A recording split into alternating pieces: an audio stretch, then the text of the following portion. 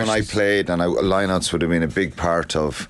I was obsessed with them. But you wouldn't have practiced for Samoa this week. Yeah, there's no mind looking back. So if we're playing Leinster in the first game of the season, and Leinster did this last year, you look at it a little bit, but like Leinster are going to do something different in the lineout. So yes, that's a very relevant point.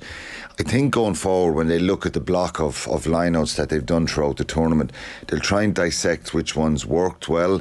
You always have a few bankers, like we hear people win the ball at the front. It's probably an easy thing to do sometimes if you're shown the space. If there's a pod marking you, it's not easy just to win it straight at 2. But I thought Ireland's movement was a little bit sluggish. They'll get sharper with that. I think some of the calling of where the ball ended up probably should have ended up in a different position, if that makes sense. So I think they'll learn that, and learning lineouts and having the ability not just to call them or understand where they're going, is when you walk into a lineout is being comfortable knowing that nearly where the lineout caller is going to call this. Which again sounds complicated, but even for props or guys who are not jumping, that they're very comfortable. And if you see all the teams, particularly the international teams, somebody runs up to the hooker and gives him a call. Yeah. That's not a specific call that you have to, that's not just the only call.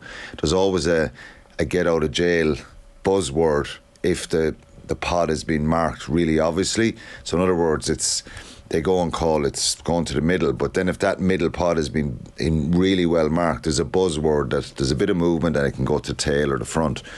So there's always a couple of options. But look, I wouldn't be majorly concerned, because I think they've one of the best line-out operators that's ever played the game, coaching them.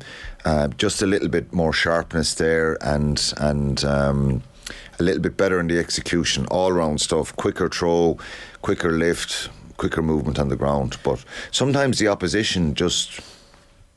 They're good at defending it, and a lot of teams are good at defending lineouts now, which it makes it a really intriguing battle.